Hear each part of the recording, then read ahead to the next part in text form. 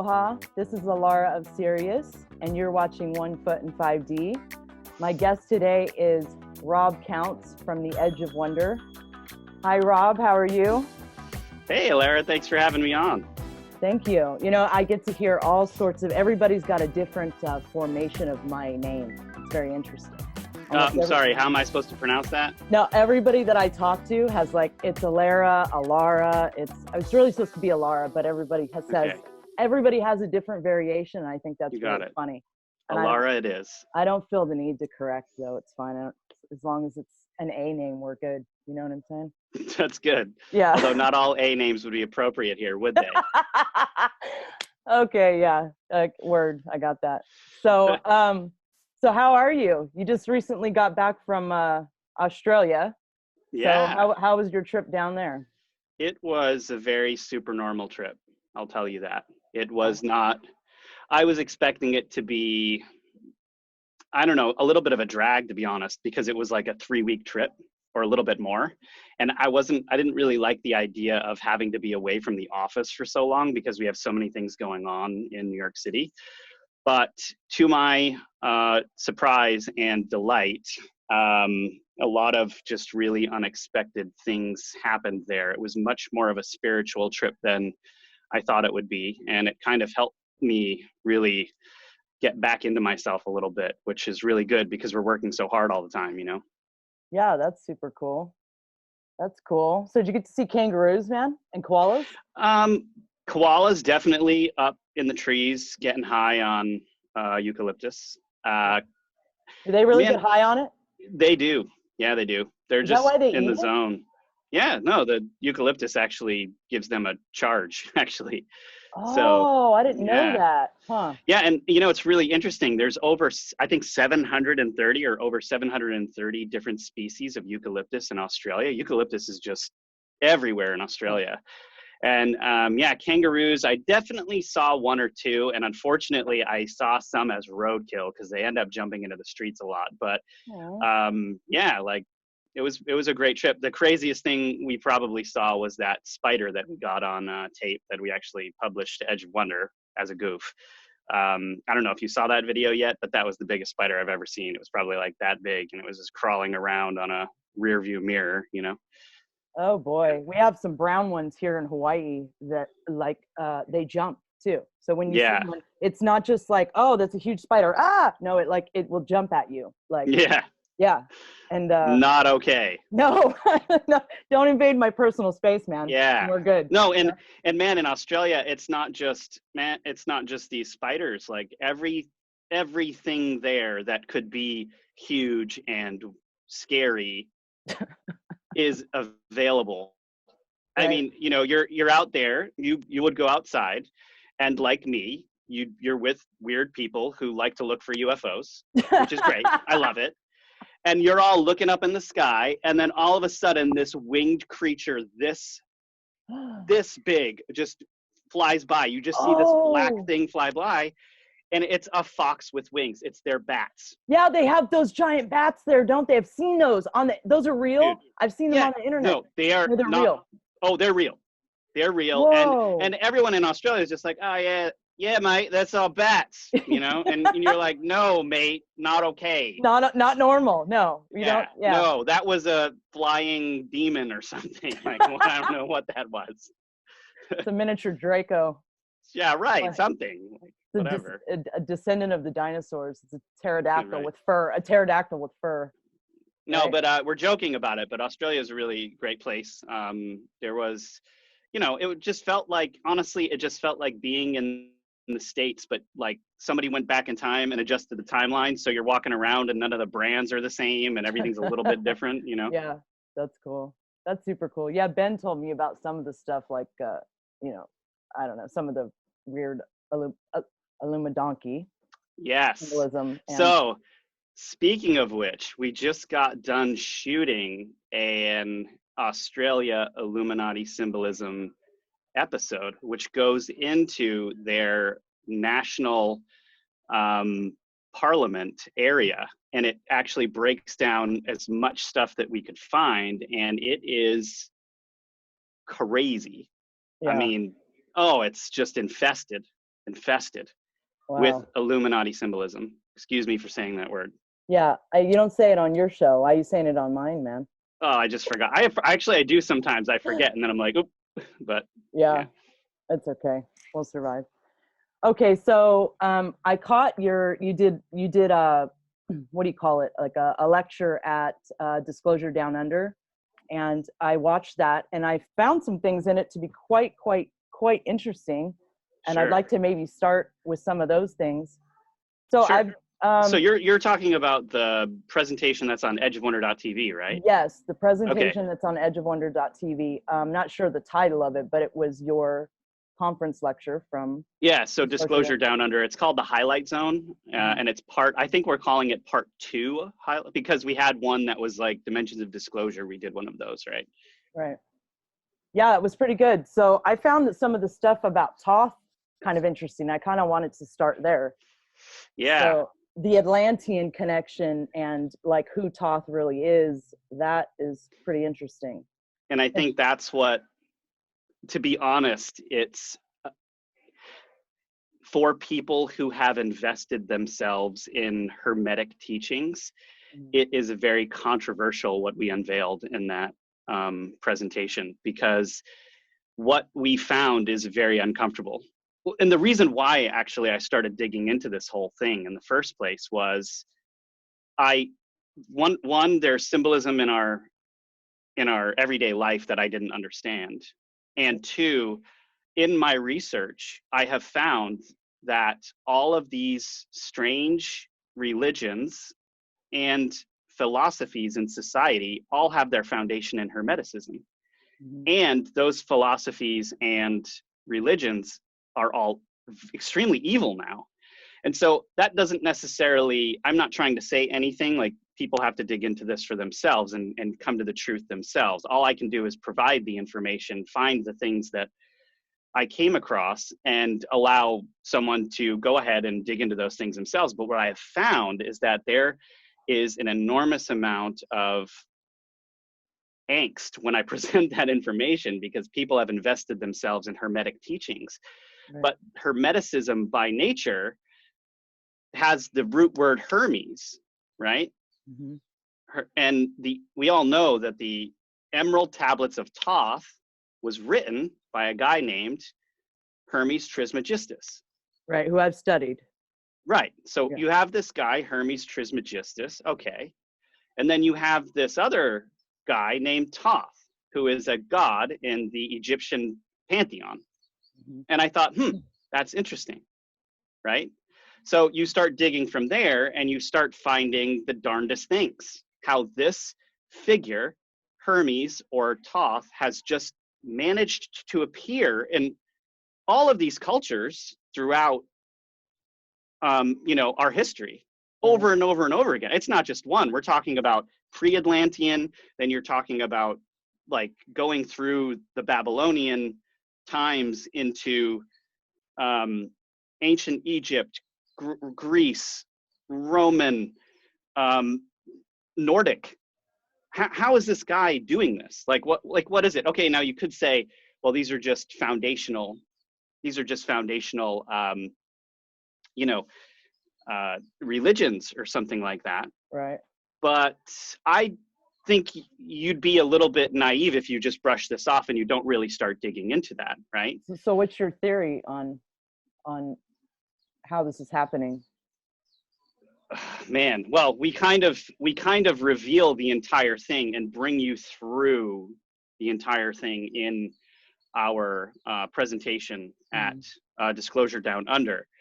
But Toth the Atlantean was a pre-Atlantean priest king. Okay. And well, after having looked at it for an enormous amount of time, this Atlantean priest king wasn't necessarily good. He wasn't necessarily a good guy. He had secretive teachings. And even when Noah was planning his ark and God was giving him directions on what to do, this guy and his crew of satanic priests were planning their escape into the caves that are in the earth.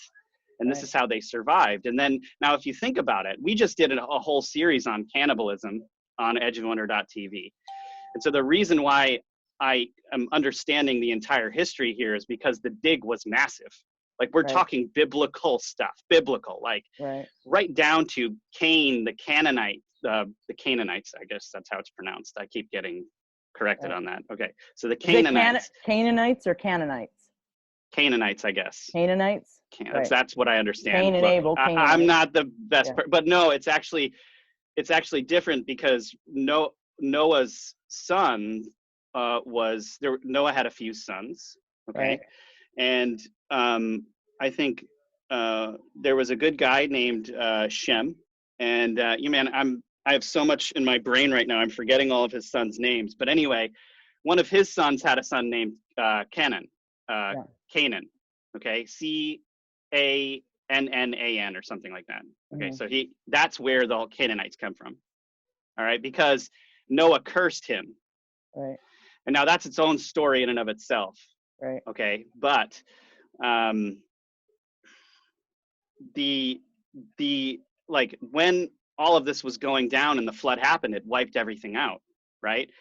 How, when God was basically directing all of these people into what they should do and how they should do it, how did we get Babylon so quickly after that? Right. Like how did that happen? Well, only if these guys started to actually channel things. They started to get into some of these mystery arts who presented that information, right?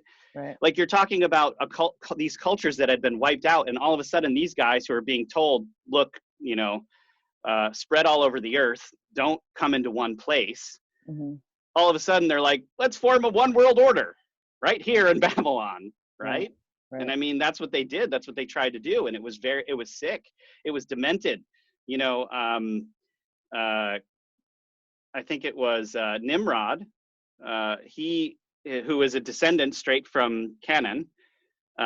He ends up marrying his mother, who was his wife. And it was also his father's wife. How do you think this relates to I've heard, I don't know where I've heard it, but that we were telepathic at one time, right? And it makes sense. And then the whole Tower of Babylon thing, like that was taken away from us and we couldn't communicate. And all of a sudden that's where all these sort of like languages popped up. What is your understanding of that? Well, I don't know exactly how it happened, right? Like I'm not all powerful. All I know is from my research, but what I do think humans in the past they were more sensitive, and it was because people were simpler back then. We have a lot of things 100%. weighing down on us, right? Yeah. We have a lot of things weighing down on us, and I think that the technology that's built into our body, and I don't mean technology in the sense of like, these things that humans create that can do things for us. I actually mean our human bodies that was created by divinity have all of these built-in things that it can do that we're very much unaware of. And one of the reasons is because we've been trained to think that our bodies don't have these abilities, and you're crazy if you're seeing things, and you're crazy if this happens to you, you're crazy if this happens to you, and then just because of that, everyone just naturally avoids those issues, right? The psyop is real. Big time. I had no idea when I was a sleeper about any of this. And I know, the only time I notice it was when I'm talking to somebody who's unaware. It's different when I talk to people in our community who are kind of more aware and more in tune of these things. But when I talk to somebody who's not, I realize how crazy I sound to them when I'm like, oh yeah, because it's totally normal to me to communicate with nature, communicate with the animals, and these are normal things to me. But I realize that your average person doesn't even realize that you can do that, or that these things have consciousness. That's because you're the disclosure Snow White. You just speak to the birds. It's true though. I mean, I do. I do. Awesome. But I think we're all going there. I don't think this is like special to me. Like, I think it's just, I had a really dramatic awakening experience, and all these, maybe that's where we should kind of go into the difference between superhuman abilities, and I got all these I don't know if you call them abilities or what, but I really don't even like to touch on this, but I don't think it's just me is what I'm getting at. I think I woke up, I think my DNA changed in some way. I don't know how, but something changed about it, whether that came as a result of waking up or whether interactions with things did it, I don't know. But all of a sudden I could do things and I was in tune with things that I wasn't before. So what is the difference between spiritual, what I guess I call them spiritual abilities? What is the difference between spiritual abilities that naturally come as a part of evolution and waking up, and superhuman abilities that are associated with the Nephilim? Is that how you, well, actually, so the Nephilim you're talking about. Nephilim, actually, yeah. If you let's just take the Nephilim out of the picture for a second, okay? Like, right. Definitely there's evidence of the Nephilim in a lot of biblical texts and all of that stuff, but let's just actually, why don't we do this? Let's tackle the Anunnaki first to cover this issue. Okay. There's a lot of people out there pushing that, including a lot of shows pushing that the Anunnaki made us, that it's in these Anunnaki tablets, right? And you've got Ancient Aliens saying this. You have a bunch of folks out there doing research who are really researching those tablets, and they're saying, hey, this is what this says, and it corresponds to what is in the Bible, therefore it must be real because it's chiseled into this stone tablet, without really thinking about the greater picture of what's going on here. So let's say these craft did appear 15 to 400,000 years ago, right? We're talking about UFOs here? Spacecraft? Yeah, because in the Anunnaki, I mean, basically the whole story revolved around the Anunnaki tablets, and the one that's being told on Ancient Aliens is that in all of these different cultures, these discs appeared, these beings with elongated skulls appeared, and they, they're the ones that manipulated DNA to create humans from a monkey and this other thing. Well, if you read all the ancient texts, it's in all of them. The chariots, okay? The chariots of old. Funny because I just said this on Twitter the other day, but the chariots of old are UFOs, man. That's what what they're talking about. So, I mean, we would be silly though to think that, okay, when you say UFO, the key is actually in what you said. It's an unidentified flying object, right? That doesn't mean it doesn't even mean it's from this dimension. It doesn't even mean it's a craft. It could be anything. It could be anything in the air. But what Ancient Aliens has trained us to believe is that, it was definitely an extraterrestrial craft from this dimension. And was it real? We should keep asking the same question every episode, right? And so really, like, when we understand the definition of a UFO, it's an unidentified flying object. You don't know what that thing was that they were talking about, right? And I think with the Anunnaki tablets, the thing that I'm trying to explain to people is, like, look, we're talking about a race of beings, if this is true, a race of beings that came down and say they created humans and they put it in a book that we're all supposed to read. All right. Now, I mean, has everyone thought of that phrase, the victors write history? Right. The victors write history. If it is a repressive regime that is using human beings as slaves, isn't the most convenient way to control them one where they tell you they created you and they are your God? Right. I mean, come on. Yeah. It just makes sense. Like, if the Nazis are in control, they're going to give you the Nazi story of how everything is so that they can control you. When the communists come into power, they start literacy programs so that they can have you read their propaganda, and so that they can control you. That's how all of these things work. If it's a repressive regime, it's a repressive regime. They are not interested in telling you the truth. They're interested in controlling you.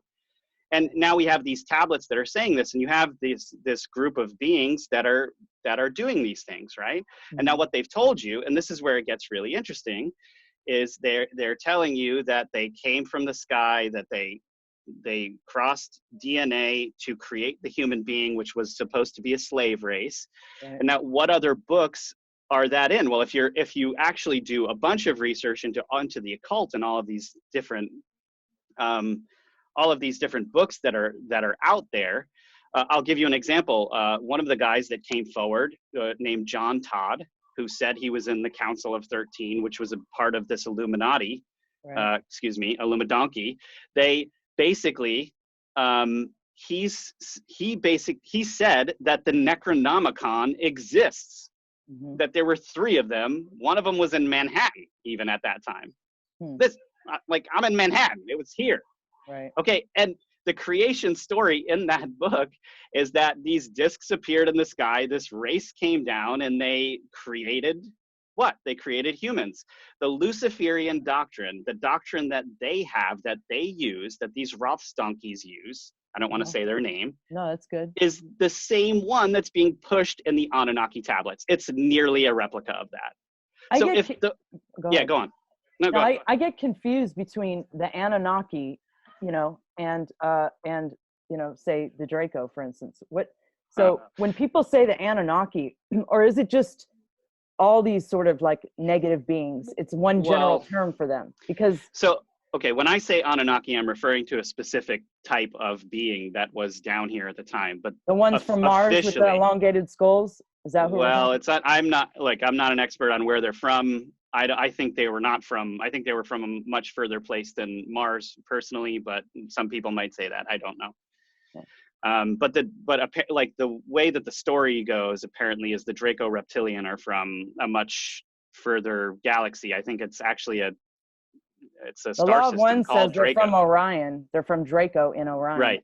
Yeah. Right. Exactly. So, I mean, if Law of One is the source on that one, that's basically where they're from, and that's why they're called the Draco, right?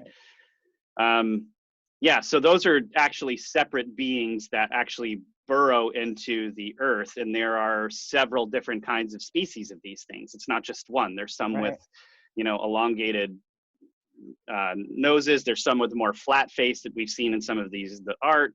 I mean, that is if you choose to believe that these things exist.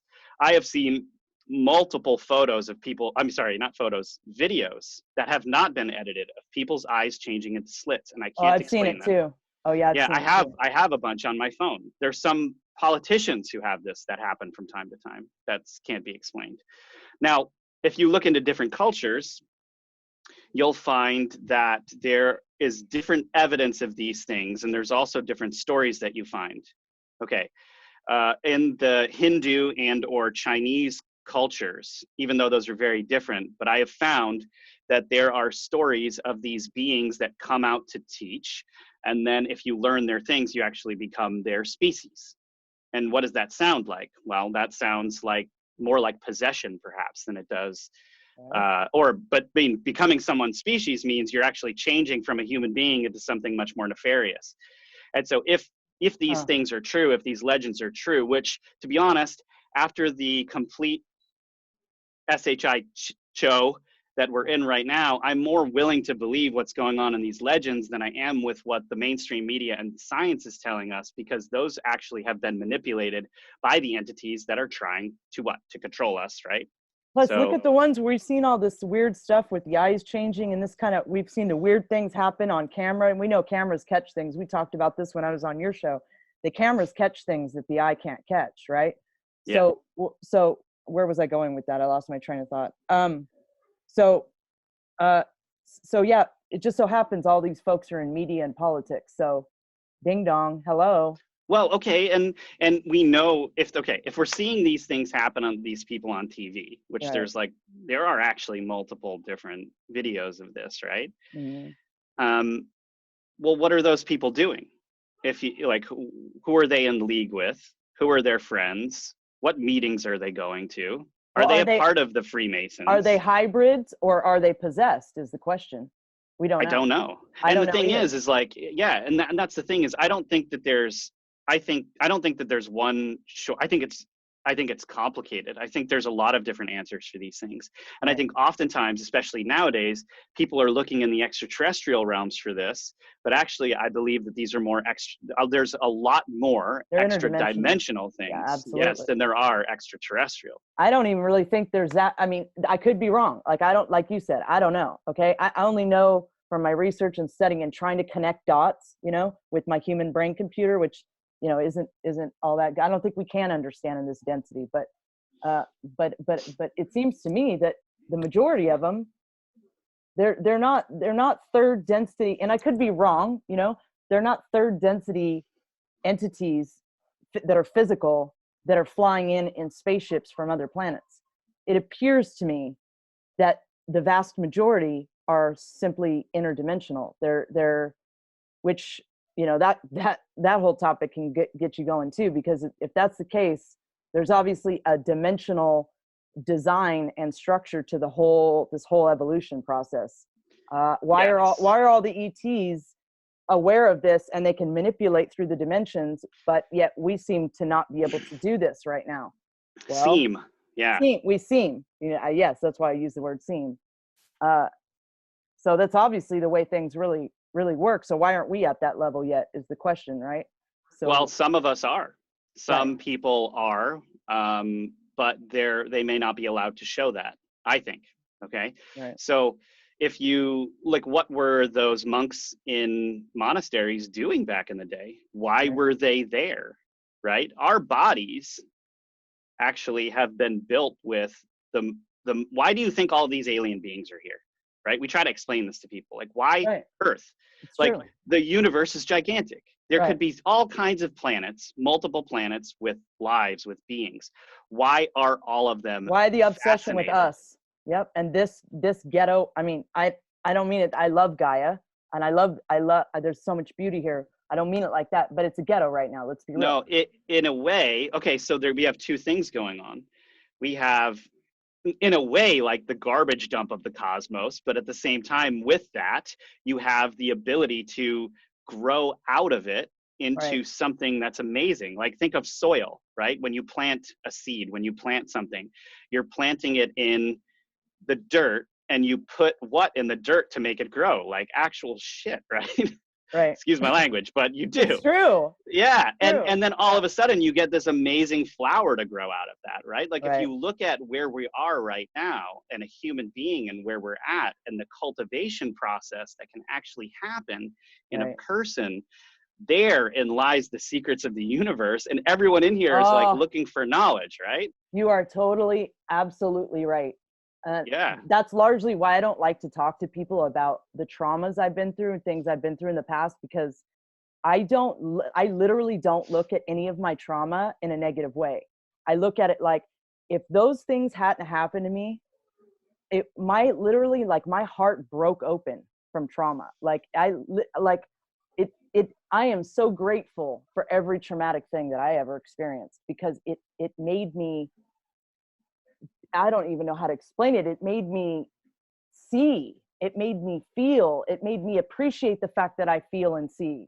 It just totally changed me. I'm so grateful for it. So it just depends on who I'm talking to, but I really don't like to go into it, because it's like the response you get most of the time is, oh, I'm sorry that happened to you. Oh, and it's like, no, I'm not sorry. It was the greatest thing that ever happened to me. What are you talking about? You know, but most people don't see it that way, at least not yet, you know? I mean, like, I went left with that, but yeah. No, you didn't. I mean, what you're saying is like so key, right? So the examples are all around us. Yeah, think about a diamond. Mm-hmm. How does a diamond form? A diamond forms from immense pressure. Yep. And all of a sudden you get one of the most beautiful things in the entire, human dimensional field.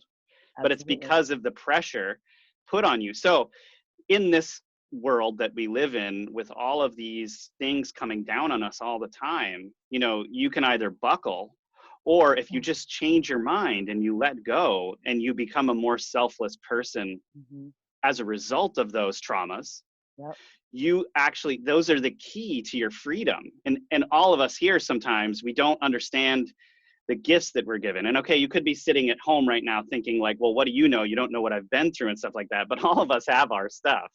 Like all of us have our things that we've been through. Like some of the things that I tell people that I've been through, they're like, I don't know how you're standing right now, and that's not to say mine is worse than other people's. It's just, look, we all have our trials here, right? And some of them are not understandable to us at the time that they're happening. But if we put ourselves in a position where we say, okay, I know that the universe is alive, I can feel it, things were responding to the thoughts in my brain that I have. I'm seeing these signs that things are going on. Well, that actually communicates to us that there's intelligence out there. And if there's intelligence and there are things watching us, can you stretch your mind to believe that there is something out there that wants you to grow as a human being into the flower or whatever it is that it's trying to make you, into the diamond that it's trying to make you? And if you can accept that and you can bear the responsibility of that, or as Jesus said, have faith in that, well then, what's going to happen? You're going to become a more supernormal person. And the more supernormal you become, the higher your vibration is going to be.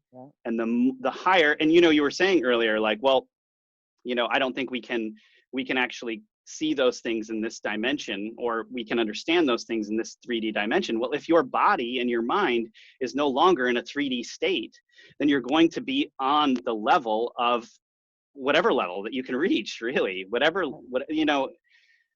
wherever your energy can reach, however dense that energy is, that's where you're at. And that's what you're going to understand. And, some people may be at a very high level and may not see anything. Maybe they're not arranged to, but their understandings will be amazing on things, right? Some people will have all kinds of crazy experiences, and they might not even be on as high of a level as that person. Like, I always give this example, but like, look at the Buddha. The Buddha cultivated in blindness for years. He had no idea what was going on. And then as soon as he sat under that Bodhi tree, it was like crack, and then boom. Right? Like everything exploded open, and he understood and saw the truths of the universe at all of these different levels, right? It was all about his cultivation process, and that was not what he went through. If you want to get shook, you can read about the Buddha's life or Jesus's life and what they went to get to the point where they were understanding these things. And I'm not comparing anyone to those excellent individuals. I think everyone is on their own path. Obviously, they were on just amazing divine paths. I don't want to compare myself at all to them, or any of us. But that's, I think when we're growing, they provided examples for us. You know what I was just thinking about the other day too, and I hadn't even made this connection or thought about this, and then it hit me when I was in the middle of my dark night of the soul, and I was really, really depressed, right? And just didn't even care, but I wanted to start caring again about being alive and like have a reason to I was at that point where I actually got in a vehicle and started driving. I call it my walking the earth period, because I literally drove around the country for a while. And I just remember this the other day, for quite a little while of time, I was driving through the Nevada desert looking for the aliens. I remember that. I was actually driving through the desert, and I was actually talking. I was like, all right, you guys, I want to know that you're here. I want to know what's going on. Like, I actually remember looking for the aliens. And isn't it interesting that after you could say, put that call out to the universe, I need to understand this, whatever it was that I said in my head, it wasn't not even a year later that spacecraft appeared to me. And I woke up, and all these dramatic things happened to me within a year after me driving through the desert, literally announcing in my head, and probably out loud at times, that I was looking for the ETs and I wanted to know what was really going on. And I'm, isn't that interesting? Like, I mean, yeah, this is why spirituality is so incredibly important, because it is not about what anyone out there is telling you. It is not about atheist doctrines trying to tell you that there's nothing. It's about you and your relationship with the universe, really, right? And of course, who created the universe? The divine creator created the universe, right? So no matter how you look at it, your relationship with your own spirit, like your spirituality, is incredibly important, because only when you're open to those things will the universe start communicating with you. True. You have to be open to it first. That's why it preaches about faith in almost every ancient text too, because it's a key part of evolving, and you will not perceive more until you believe it's there, or you're seeking it, is my understanding. How about yours?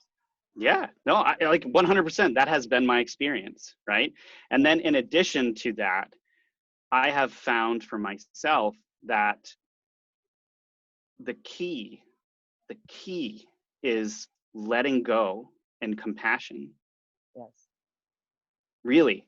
And with those things kind of helping me, and I've been able to change stuff, stuff that, I don't know, like stuff that I didn't think I would ever be able to change in my life, stuff that I never thought I was going to get over. And I have my issues. I try my best. I'm trying my best to improve every day, but there are some things that I have gotten through with the help of something higher than me that I can never thank enough. I can never be more thankful for, It's true. That's absolutely true.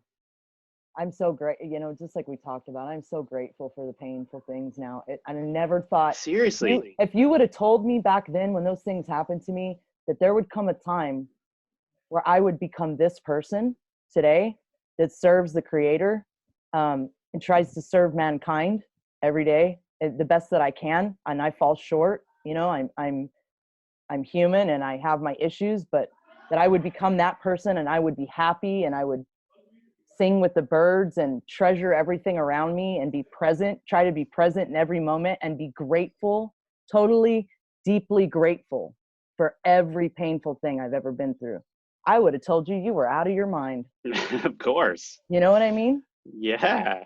There's no way. So how long have you been awake, Rob? Like has it, I get the impression, I'll let you answer. I'll shut up. Well, no, go ahead. No, I get the impression it's been like a long time, but I'm curious to know, because I have like a little bit of an understanding just through the astral planes about you and Rob and your kind of your mission. Ben. I mean, Hi, and Rob. Ben, that's right. You and Ben, but like I've never really asked you, like, so kind of, can you give us like a little recap of how long ago and what happened to you that made you sort of understand, I don't know, like the things I just explained that I went through? Yeah, I mean, I'm pushing 40 now. And my awakening happened when I was 19 years old. Wow. Yeah, I actually, the thing that I was Catholic growing up. I was very spiritual growing up. I remember being 7 or 8 and praying to God in bed that this was my last lifetime. I don't even know what I was saying, actually. It was the weirdest thing, but I was like, this has to be my last lifetime. Yeah. I like every night praying to God that this would be my last lifetime and praying that I would find what it was that I have been searching for. I didn't even know what I was saying, but I knew I was searching, right? It's a similar thing to what I was saying about driving through the desert. It's the same thing. You're calling out to the universe, please. Yeah. Yeah. And then when I was like 12 or 13, I stumbled on the Tao Te Ching, this Chinese book on Taoism. Right. And I ended up reading it, and it literally broke my mind. It blew my mind. Like something happened to me, like something popped in me. Like I had never experienced anything like that. Like I read it and I was like, there was some level of truth in there, and then there came this point when I was 19, just like all of us, we all get involved in stuff we shouldn't be doing. And, I was partying a lot. I was definitely involving in the things that college kids often regret later in life. But something inside of me, every time I would do anything, would be asking whether I was doing the right thing and asking the universe to tell me if I needed to do something different. And I kept getting the craziest signs, like the craziest signs that I was on an unhealthy path, right? I mean, like as an example, I would go to a party and get totally, based. Right. And I would there was this one point where I'm walking through this parking lot I was at a party at the beach. We're walking home and I remember even being at the beach being like, look, if I'm not doing something right, you have to let me know, in my head, in my heart, you know? Mm-hmm. So I'm walking through this parking lot, and all of a sudden this 4x4 pickup screeches into the parking lot. Like, it's literally like nearly doing donuts, and it starts riding right for us at like, 70 miles an hour, and it slams on the brakes, and these 28-year-old guys get out of the car and they just start pushing me. And I was like, man, like my Holy reaction cannoli. was just like really surprised. And then I was like thinking in the back of my head, I was like, these guys are gonna beat the crap out of me. And I was like, what do I do? And I was like, well, I had to think fast, even though I was really drunk. And I was like, no, no one's ever been able to beat me in a race, right? Like I've always been fast since I was a little kid. So I was like, I need to run. That was what happened, right? So I decided I was gonna fake them out. So I put my hands up and I was like, yo, man, I don't know what you're, and then I went boom, and I just took off. Like, I just took off running through this parking lot, like sprinting, Oh, you and did an Alara move. the guys realized they couldn't catch me, so they got back into the car and they started racing towards me. And so I'm like running, and I see this fence in front of me, and I jump up the fence, and I'm gonna jump over the fence, and as I'm jumping, my shirt or something gets caught on the top of the fence, and I come down and I land on this stump, like right here, right? Ooh. And it broke 2 of my ribs. Ooh. And so I was in pain for the next 3 months. And it was like a wake-up call to me. I was like, that was the sign. I was like, this is not healthy. I'm not doing the right things. And finally, of course, being a stupid young person, I kept doing these things over and over until finally one day, I decided, and I had been like searching for meditation and all of that stuff for a really long time. I decided that, like, look, I'm going to do this right now. I'm going to stop. I'm going to turn around, and I'm going to do things according to my conscience, not what other people are telling me. Right. And then what ended up happening is the next 2 years were the most painful, awful years of my life. And the reason why is because every single one of my friends just shunned me. My parents thought I was crazy. It was like I just changed overnight. I didn't even know who I was anymore. Of course, what happened to me. Yeah, and it was like I just had this severe depression. It was like this state came about of like I just didn't know anything anymore. And in addition, I was dealing with this like thing that had been following me my whole life, this like anxiety that I had never dreamed of overcoming. And all of a sudden, all at once, it came down on me. Right. So for the next 2 years, I was just battling this depression like I had never felt before. And I thought I was going to die. I didn't think I was going to be able to overcome this. It was the most painful thing I've ever experienced. But every day I woke up and I just tried. I was meditating. I kept trying to be a better person. And then finally one day I was, in school, I was walking around and I decided, it was like, it hit me really hard. It was like, all of a sudden it was like that same pressure came down on me. And for the first time, I gave a definitive, like, I don't care how long you come at me. I am going to stay on this path. It was this just very definitive thing in here. And then all of a sudden, something shot through my body. It was like something was taken out of my body. I don't even know how to describe it, but my body became light as a feather. So light that when I was walking, I thought I was going to fly up into the air. And I'm not just saying that. This is not just like, oh yeah, you were thinking that. No, it was like my body had no weight. And I was literally like convulsing while I was like trying to walk because I've never felt anything like that before, Right. And then for the next 2 weeks, my body just it felt like someone was like waving their like interdimensional hands through my legs when I was walking. It was the craziest feeling I've ever felt. And I had to make decisions in those 2 weeks of whether I was going to stay with this mind frame of almost needing the depression to exist, or whether I was going to be brave and move forward and like actually experience something new for the first time in my life. And obviously the answer was, I need to do this, right? So Right.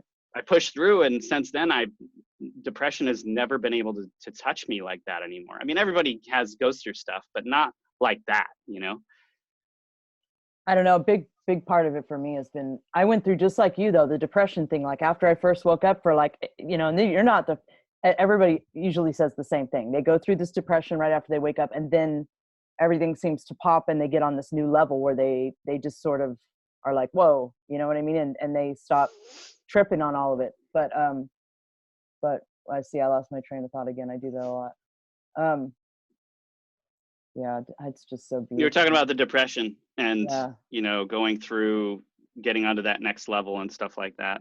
You went through the same thing. I went through the same thing. I didn't leave my house for months and months and months. And I remember too, like how we talk about, I don't tell people. I remember my mom came by during that period of time, right? And I was tripping. And I remember telling my mom, listen. I was like, there's aliens and there's, and I laid the whole trip on her, and I saw a UFO and this had, and she could tell the look on her face was just like, and I was like, whoa. And I started learning right then and there, oh yeah, you can't do this to people. You can't just, like, I'm experiencing this, but it doesn't mean that they are. Oh, that's where I was going. So doing the inner work. When you're doing the inner work, like I'm always looking for how something that's bothering me out here is actually my problem. Like it's coming from me, right? Dude, so like that's the key. That is the key right there. So if you're doing that and you're paying attention, you're going to start to notice that everything out here that bothers you or triggers you, it's coming from you, right? Yeah. So once you get to where you understand that, you stop, you know, and largely I think that's what's wrong with, anyway, we won't go into that, but you start to realize that it's all you. These are all reflections. This is a hall of mirrors. It's you. It's your problem, right? But you got to be in a state where you're ready to receive that information and you're ready to like evolve and change and go, oh, I see, I have this issue or this trauma. I need to work on that. If you're not ready for that, it's not, you know, you got to be ready, you know, or it's not happening. Dude, 100%. Yeah. It's not happening at all. I mean, oftentimes when people are talking about this specific thing, I always try to refer them to Socrates, because Socrates, his whole thing, he was one of the main individuals in history that was responsible for my awakening process. And so Socrates. the reason, Socrates, right? Whoa. Yeah, whoa. Yeah. So he it's just very interesting reading about his life, because his whole thing was that he didn't know anything, but he would approach individuals with these gigantic egos about what they knew and what they could do. And by the end of the conversation, he'd be like, but you don't know anything. And it would drive these people nuts. Right. Like they would feel so insulted by him telling them they didn't know anything. And he had this way of deducing everything, where by the end of it, you're thrown into this, like, you're right, I don't know anything. But in reality, if they were positive people, they would have like looked inside and been like, hey, I just learned a lot, right? But because of, you know, Socrates, the way that he was doing things, they ended up killing him. Like their egos were so huge, they couldn't take this guy coming in and saying that they ended up saying that he was creating this cult, and they ended up putting him to death. I think that's what happened with Jesus too. I mean, let's be real. He was a threat. Look, his teachings about love and what he was trying to bring to humanity was such a threat that they killed him. You know? Yeah, 100%, 100%. And with Jesus, it just wasn't just a killing. They actually sacrificed him. That was that's in their mind what they did, what they think they did. Right. And only if you start, you know, really looking into these things, like if you're just a regular, if you're a person who hasn't researched that much, let's put it that way, you, like an average Joe on the streets, it just looks like he sacrificed himself for us. That's what it says and all of that stuff. But then when you start researching and you start finding the symbols everywhere and all of this stuff, and really digging into the things that he was like, the two men I feel the worst for in history are Jesus and Buddha. Right. Really. Word. And the reason why is because when they appeared on this planet, the religions that were there at the time, and the way all of this stuff was, like, basically in the West, the cabal was starting to build itself up again, and Jesus comes in and he's like, what are you all worshiping? Right. Why do you think he was like, no false idols and all of that stuff? All of this weird stuff was going on. He wasn't fighting just like, you know, Satan. He was fighting the cabal here. I mean, the entire story of him walking into that marketplace and flipping the table. Why? I mean, it was for a reason, you know. And then you have Buddha. Buddha's dealing with the same thing in a different place at a different time, where Brahmanism had come to this really crazy place where, you know, people are starting to sacrifice and stuff like that. And he spent his entire life just trying to teach men to be good again. Right. Because they had strayed so far. When the world is that dark, it's such a foreign concept that I remember I felt that way when I first read The Law of One. Look, when I was first waking up and I started reading The Law of One, the way that they spoke, just everything real simple and love and light. Yeah. And it's so foreign when you've lived in such darkness for an entity to speak that way, that you're like, you know, and I'm sure that's what they were experiencing listening to Jesus speak. It was like, hold on, what? You know, when you're in that dark of a world, what he's saying seems alien. I mean, alien is probably not the right word, but you get what I'm saying, right? Yeah. I mean, yeah, just 100%. like the way The Law of One, I mean, I can't say it was alien. It resonated obviously deeply. I love The Law of One, right? It was almost, I know, right. Okay. So I won't go down that rabbit hole, but it was very shocking to my consciousness to read that book. Yeah. In many different ways.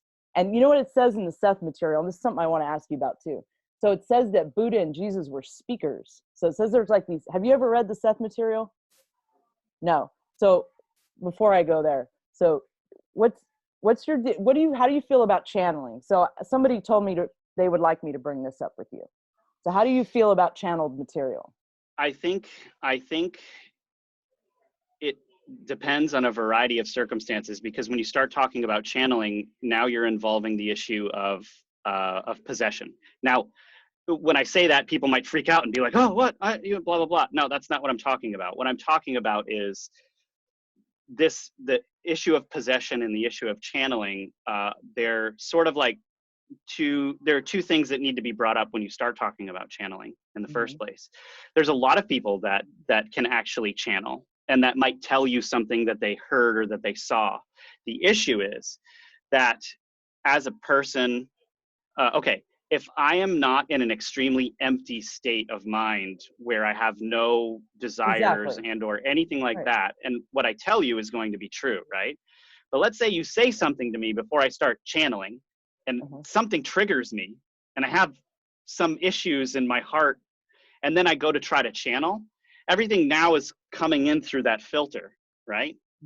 Okay, so it's coming in through this filter, and then I'm telling you what it was, but now you have to understand what you're channeling.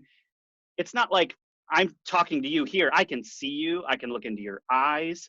I know what person you are because I've known you for a really long time. Right. Like I know who I'm dealing with on the other side. When you're channeling, you don't necessarily have that relationship, do you? All of a sudden, some being comes and starts spouting stuff. And you have to vet whether it's a good being or it's a bad being. And it all comes down to what they say. I totally get that. And I totally get why channeling is dangerous. Okay. But if you're really like meditating and you're calling in the angelic realm and you're putting up spiritual protection and you're doing your clearings and you're working very hard to stay out of your own ego, and you're doing, and I know, okay, so I don't even really like to talk about this, but it's coming up. So here we go. So I've channeled, right? But I could tell you in the times it was recorded and stuff, I can tell you the times when, in fact, I even said it when I was channeling that there was interference. And it was my own mind that was causing the interference. There you because go. I was getting back in my own thoughts. I was getting out of the empty state. And even however you want to define it, my higher self was aware and checked the process and was like, no, you can't rely on her anymore. She needs to check out for a while. She's getting in her own thought process, and this is no longer 100% pure. So here's the thing, like, I think really, some really interesting things have come onto this planet via channeling. And even, I would go so far as to say the Bible largely was channeled material. I think most things are, right? Because there's all these unseen forces, these other dimensions that are affecting us. Well, I mean, it also depends on what you consider channeling. Like, you could say an artist who's divinely inspired is channeling at the time when he's painting as well. But there's a difference between that kind of channeling and someone who's like laying there and actually channeling something, right? Right. So, but like, basically what you described sounds safe. Like, it sounds like a actual legit supernormal experience. What I'm not rigid necessarily about I've seen some of the things that come through, and I know they're not me. That's not me. So if I had the spiritual protection on, I had the armor of God, so to speak, that whatever was coming through. Right. What's the problem? No problem there. Right. So, well, I mean, that's how I feel, but how do you know whatever you're reading that those people didn't do that? Unless, like in the Law of One, it's heavily documented, the spiritual protection they were doing, and they were working as a group, and it's heavily documented, but not all channeled books have that sort of documentation. No, and I would be very careful about those books personally. And I'm not saying, your hero or something isn't good. I don't know. I'm just saying I'm very careful about, I'm not talking to you, I'm just talking about everybody. But like, I'm just saying, I think, okay, as an example, if you want to like really understand the pitfalls of channeling, you should really research a guy named John Dee from back in the day, who was, I think it was Queen Victoria he was doing his magical work with. Yes. He ends up partnering with a channeler, and by the end of it, it really effed up their lives. Like it was anything probably, that can be used for manipulation if it's being used by the wrong people. Absolutely. Right. And I think that also when you start playing with these things that are the product of a gift from the universe, okay, it can look, there are tons of beings in other dimensions that we can't see, right? We all know there's the quantum realms. Simply from science, we know that. Right. We know that the human eyes can only pick up the frequencies that are even allowed for it to see, but there's infrared and all of these different things that pick up other things. So we know that there's other things. So if there's other beings in these other dimensions, and they're watching and seeing you all the time, and probably can see even your thoughts. Well, if your thoughts introduce, things that are impure, we don't know what the results are from that. So let's say you're one of these people who has some of these abilities, and you don't take into consideration that there are beings all around you that are much more powerful than you, watching you all the time. And there's not just good beings out there, there's bad beings too. The bad beings can see what's going on. And if your mind isn't clean and pure, you're aligning yourself with your frequency, then, at least on some level, is with beings that aren't necessarily very good, which means what? That now there's a crossover between your body and theirs, which means that what you're channeling could be, it might not be very good. Now, like with a bunch of these, what I think is, people just have to take into consideration, not that abilities are something bad or to be shameful. No, like, I'm the first person to like totally support someone that has these abilities. My mission literally is to get people to realize that they have these abilities. But it's that old saying, with great power comes great responsibility. There are rules, and if you don't know the rules, you can end up getting, those beings don't care if you know the rules or not. They just want your body. Why do you think the aliens are here? Why do you think they like this realm so much? They want to possess your human body. It's the most magnificent creation in the universe. I'm just going to go ahead and say it straight. I think that's why the creator designed the process this way, though. Like, I think you have to get to a certain level spiritually and service to others and a certain level of understanding before you even start to get these abilities on like a really significant level. I don't know. Is that your understanding of it? Yeah. Yeah. I mean, right? So it's Yeah. spiritual. That's why, I mean, I don't know. Like, look, your mind. I had them, but I wasn't aware of them before I became spiritual. And everyone innately has powers. Look, I think all of us want to look like the X-Men. These like powers coming out of your hands and like all of this stuff happening. But if the universe is intelligent and we're living in a world of delusion where if somebody saw something like that, like en masse, it might change the entire world. I don't know if that's going to be allowed, right? It's the aliens didn't need to invade us just like it is in all of these movies. They introduced technology instead, and the technology is what we're using, and that's how they invaded us. I don't think people really understand that the invasion came through technology.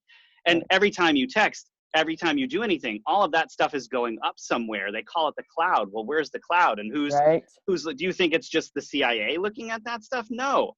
Like there are beings out there that are watching everything you do and trying to learn from you. Have you dug into the black goo, smart dust? Oh man, a little bit. Like, oh dude, my word. Oh yeah, that's next level, man. Oh, that stuff is. I've been trying to do a video on this for a minute, but the rabbit hole's so deep with this stuff and programmable matter and all. Most people don't even know this stuff is real. Like smart dust. What do they think? What do you think they're spraying us with? They've been doing it for a long time. I mean, I got theories, and this is where we can go into Corona, because I got, all you got to do is and ultimately, where's the 5G go? Look, here's my theory. I don't even think this is coming from the humans. I think the humans are being used to execute this plan, but I don't think this whole 5G weaponization frequency, weapon thing is even coming from humanity. I think humanity's being used. These whatever you want to call them, these possessed entities are being used to create this tech to then control us on a higher level and assimilate us into AI, basically. I mean, sorry, I went left with that, but what was my original question? No, you didn't. Like, for people out there who want to know more about black goo, check out anything or check out Brad Olson's research on black goo. Brad Olson blew my mind with the stuff that he was saying about black goo. I like I don't I'm That's around. What the Balkan Wars were over. It was over black goo. Yeah, I'm around a lot of people sharing information all the time, right? So I don't normally have my mind very blown, but I remember being at Disclosure Con, listening to Brad Olson, and just afterwards going up to him and be like, "Wow, dude! Like that stuff is crazy." So, I mean, do you think, because I know you've really gone down this coronavirus rabbit hole, and I've got a few other friends that do this, but I haven't really kept up for a reason. I haven't kept up with the virus thing, but it's they're hitting us with the smart dust, whether people are aware of it or not. Okay, it's nanotechnology. They're hitting us. This is why I take the detox, the heavy metal detox stuff.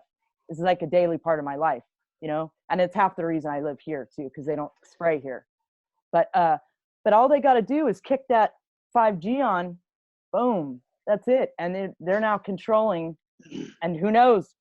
So go ahead, take it away from there, because I know. Well, no, it's true. It's not necessarily that. Like, look, you can imagine with this going on how many comments Edge of Wonder has gotten asking what's going on, because that's why we're putting out 2 episodes a week right now on coronavirus, is we're trying to help everyone understand how deep and complicated this stuff is, right? But every time someone asks me a personal question, they're like, look, I'm worried about my family. I'm worried about my kids. I'm blah, blah, blah. My response every single time is, if you're really concerned, then work on your heart. And I know that sounds really crazy. Okay, like, and people sometimes get upset at me when I say that, and I'm like, you don't understand. Like, look, the 5G stuff, all of that stuff, if you're operating on a different, like you say, vibration, right? On a higher frequency, it won't affect. Okay, but we're not just talking about just these aren't words here, right? Right. We've had angelic beings coming down for thousands of years. We've had books trying to explain this to us for thousands of years to try to let go of the human world and raise ourselves up to something higher. Why? So that we can reach heaven, Right. or we can reach other realms, or Nirvana. paradise, Mm-hmm. or nirvana, like nirvana, which was going to paradise in the Buddhist realm, right? Right. Why are all of these beings now trying to tell us to ascend? And what does ascension actually mean? Does it mean that you can get rid of a couple of things and not a couple of others because you like them and you're really and they're convenient for you? It's like, I think everybody needs to take a really fundamental step back and try to raise themselves out of this entire world. Right. Like really go back to the source, like the root of all of this, which is, we're here. Yes, we're here to learn. Yes, we're here to overcome these things. Yes, we're here to burn off karma. Yes, we're here to enlighten, but do it. Actually try to do it. And then and you're in that process, and if you're really on that path, whatever happens to you on that path is a product of that ascension. Whether you die, whether you don't, whether all of that, Are you essentially saying live a higher purpose? Yeah, of course. Okay. Everybody needs to do that, I think. I mean, that's why we're doing the show. Let's get down right? brass tacks. That's what we're talking about, right? When you step out of the daily grind of the BS of the left versus right, the rat religion, and you step out of it and you just go, you get into your heart center and you're like, I'm just gonna serve. Is that it? Ultimately, I'm just gonna serve. I mean, my understanding is that absolutely and love. 100%. I'm just gonna serve and love. That's it. Yes, but of course we have to go on with our daily lives, right? And with our daily lives, we have our jobs, we have our different family, our different friends that we have, but within all of that are our opportunities to raise ourselves and to cultivate and to look inside, as you say, and to work these things out and raise these things. Every situation you're in is an opportunity. That's how I try to look at it. I don't always make good on that, but I try to. Right. I think we all do. But this place is, look, Rob, we got so much coming at us between the frequencies. Everything's weaponized, everything, and when you're aware of it, it changes the game. But when you're not aware of it, you're under a bombardment of all these different things. It's amazing. We can get anywhere, to be honest with you. I mean, it is. It really is. So what does ascension mean? It's like, I still haven't even figured this out. So I don't know. There's the geckos are running around. They're so cute. What are you guys doing? So if you didn't know, everyone at home, look, squirrel. Alara is outside. Right? Alara is outside right now, and that's a green wall behind her. Yes. Which is her logo. Yes. It is. And there's green geckos running up the wall. But this is what I mean about being present. You see this? Here we are in the middle of this discussion, which I'm completely into. But I can't ignore the fact that there's two geckos just waving their little tails at me, doing a little dance on the wall. Like, it's super cute. And I had to acknowledge it, right? But that's being present. Like, that's just, I don't know. That's just being present, right? I don't know. Is it? Of course it is. Okay. So. Yeah. So, there's a whole lot more we could talk about. Where did you want to go? Yeah, there is a whole lot more. Yeah, and I got like several things written down. So let me look. Let me see where. Whew. We kind of covered some of the stuff. It's interesting. We covered some of the stuff I planned on covering, but it just kind of came up in the conversation, which is super cool. So, wow. So we covered all that. Okay. So, all right, so let's go here, even though I think we got sidetracked and didn't finish where we were going about some of that. But so you've probably done research into this. I don't know my blood type. I've been trying to find this out lately, just because you hear all this different stuff and you don't know what's valid and what's not. But I guess the reason I'm bringing it up is somebody made a tweet the other day about the RH negative bloodline being tied to the Watchers, or the, what do you call them, the Nephilim, the whatever, and being tied to the fallen angels, right? Being tied to the fallen angels, right?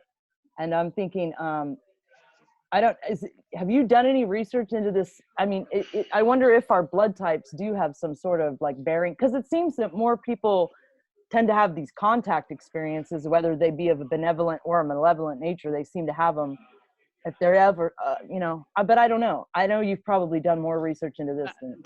To be honest, I've gotten asked to do tons of research on the blood, but I haven't really gone into it too much because I have known for a really long time.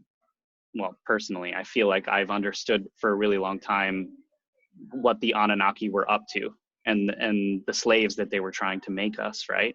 Mm-hmm. So I do think that the Rh negative bloodline, this is just my understanding from my limited research on it. I do think that the Rh bloodline has a little bit of this. They tried to manipulate DNA, and I think there is more of that manipulation with folks that have the Rh negative blood. They seem to get kidnapped by the Greys a lot more from the time they're kids, those people. Yeah, like there's like, they could be marked more or things like that. It might be, something that we can't see or understand that's in that blood, where it almost like makes people easier targets that have those things. Yeah. It could be that because the DNA has been modified a little bit, it's easier for these different alien races to manipulate further based off of that. I don't know. But there are also more health issues I've found with folks that have these Rh negative bloodline or blood types, sorry. Mm-hmm. And I do think that comes, it's maybe a mutation from what I understand, and that it is coming from the manipulation that's occurred. But at the same time that that's true, I think that if someone, again, is in the state of cultivation where you're like, the key to improving the health of your body is actually to work on your mind. This is what I found personally. And my body actually improved because my body and my mind are so connected, that once I started really cleaning up my mind and leveling up my mind, that my body just naturally followed suit, right? Sure. So with folks that have these issues, like no matter what, whether your blood is A, O, whatever, B, whatever, if you're in a state of cultivation, those things just naturally get worked out in the process because you're working on yourself.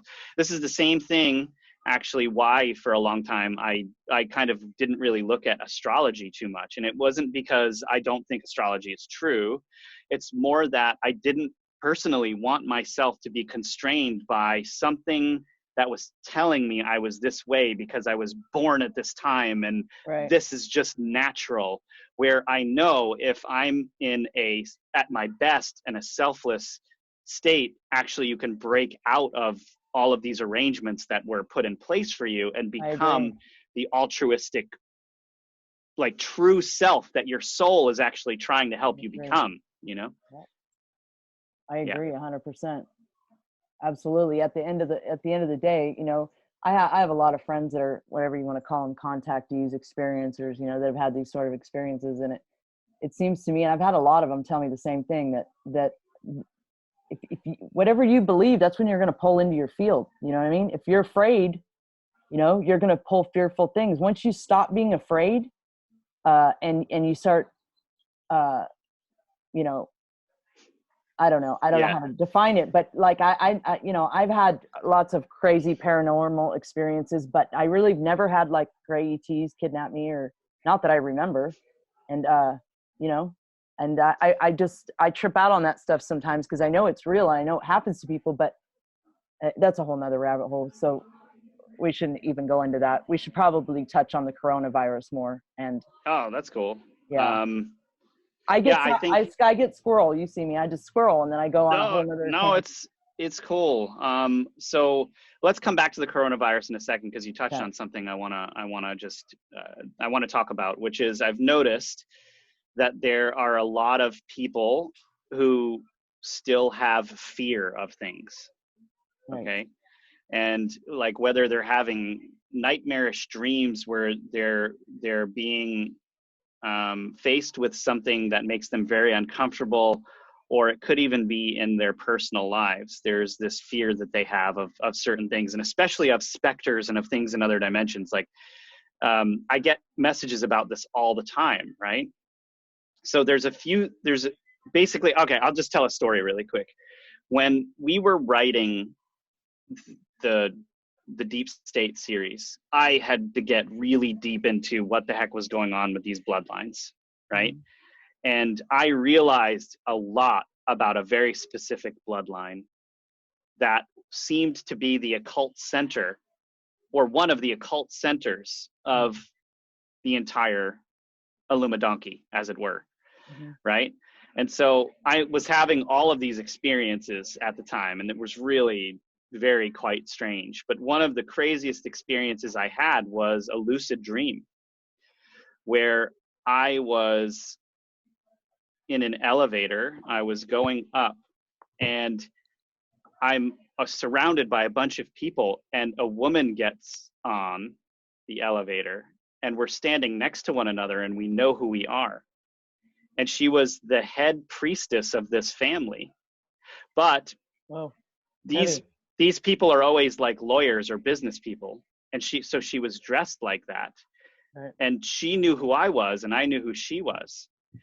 And so we were both standing there, like there's a bunch of different people on the elevator, and it was like the elephant in the elevator in a way, where we didn't want to acknowledge one another. And I was like, I'm just going to get out of the elevator and go on with my day, whatever. But of course, in the back of my head, I'm thinking like, she's here for me because I'm exposing her right now, right? So anyway, the elevator doors open, a couple people get out, we keep going up. This is a lucid dream?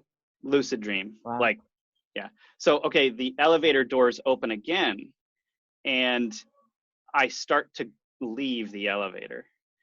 And she leans forward and she says, "We'll be watching you, Robert. Be careful the next time you get in your car." Right? And so I'm getting out of the elevator, and what she's saying is terrifying.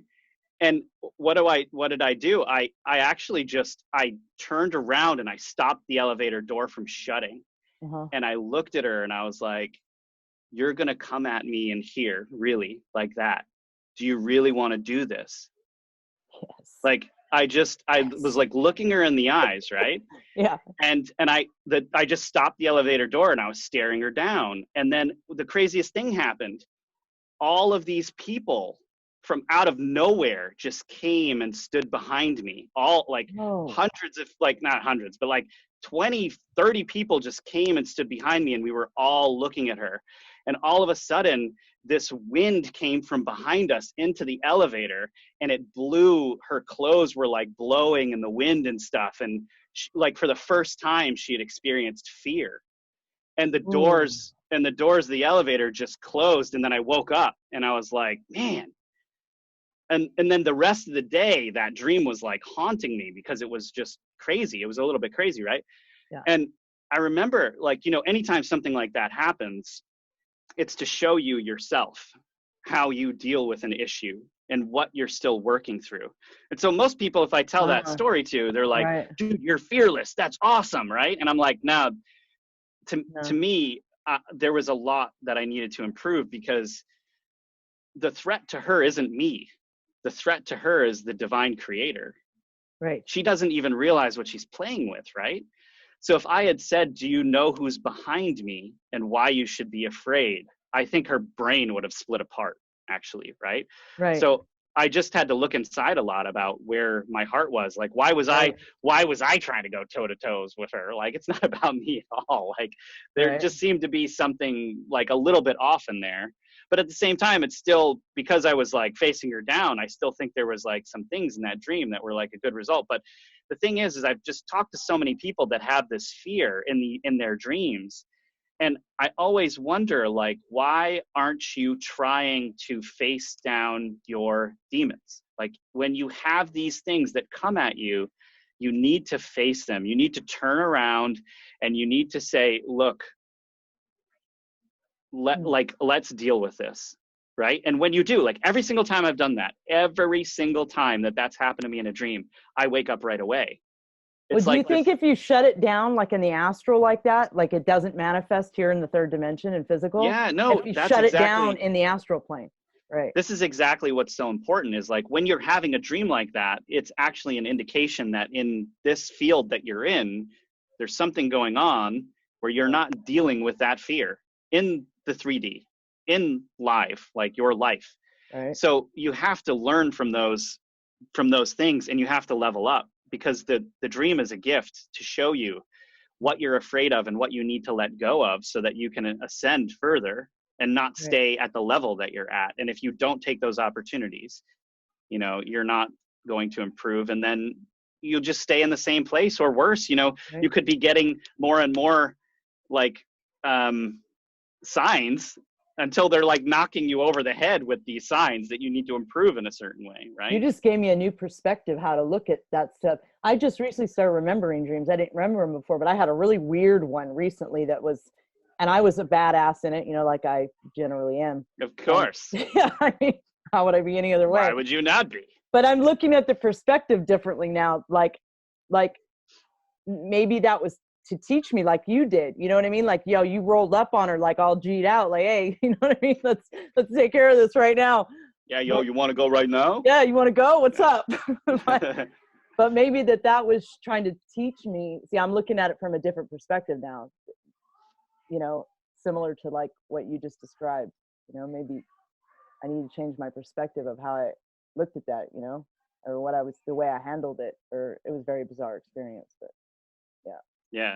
You'll have to tell me about that offline, because it sounds like something you don't want to share. No, it's just, I'll just say it was a relative. We'll leave it at that. So a relative of mine, he was being beat up violently, and I don't remember my dreams, so I still trip out when I do, because it's kind of like I know it's important. Same here. I know it's important when that happens. So I basically I'm watching this guy, and this was violent. What I watched, this assault was very violent. Okay, and I look at this person who's a close relative of mine, and I'm like, yo, do you want me to take care of this guy or what? Like, are you just gonna let this fool beat you up? Like, I was just like, do I need to step in and handle this or what? You know? And like, I don't know, it's just well, it turns out that this relative of mine, so I got the distinct impression, it was a knowing that I got from this dream, that he looked at me like, no, don't help me. And I'm like, don't help you? You're gonna let this fool beat you up? What the hell's wrong with you, right? And then it wasn't but a week later that I found out this person was in the hospital, okay, and was going through some, you know, self-sabotaging, we'll say it that way. Yeah. And so my understanding at the time was that their higher self was communicating to mine, or to me, or however you want to think of it, that they needed to experience this. It was part of their journey, that they needed to go through this traumatic self-sabotage insanity. Is part of their process. Back up and leave it alone, let it happen. So that was what I got from it, right?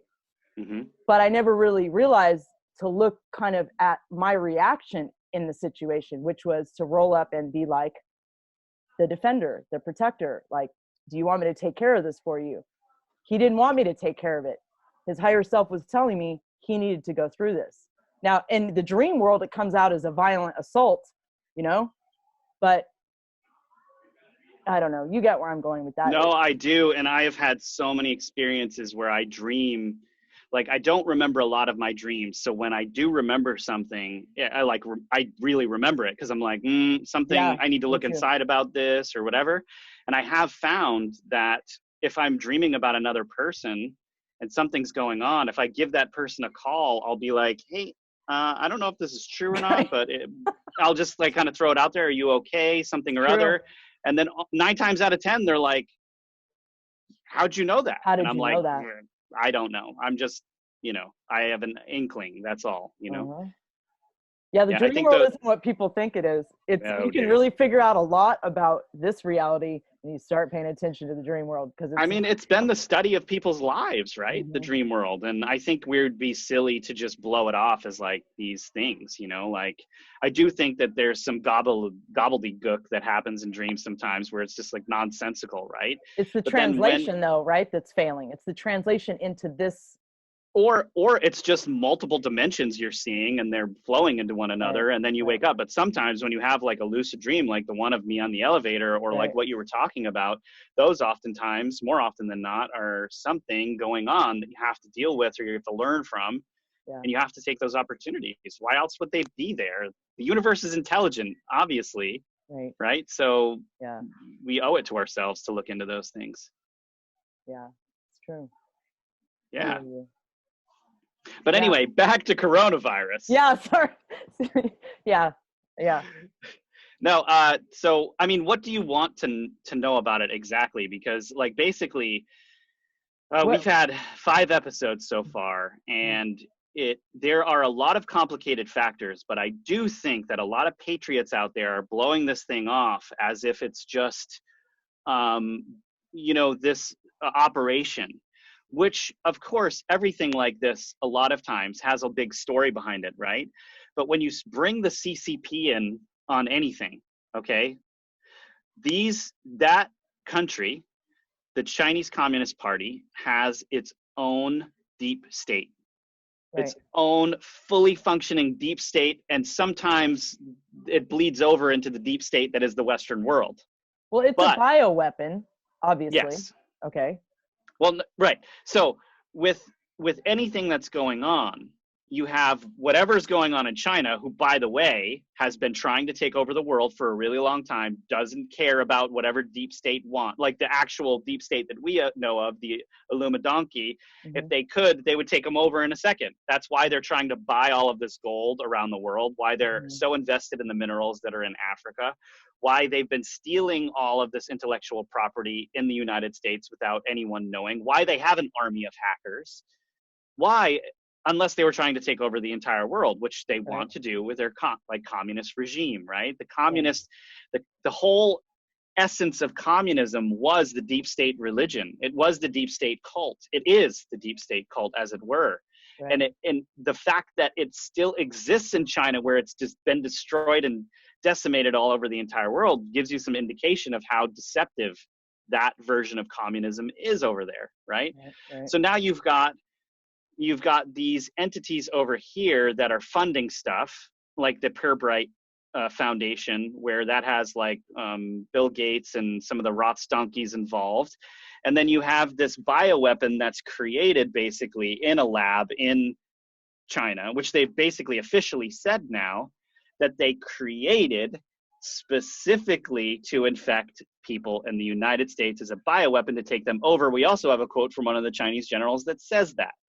But it seems like, but we don't know who the first cases are here, but it seems like, it just seems at this point like it's benefiting the light side. Whoever, you get where I'm going? Okay. Yeah. So.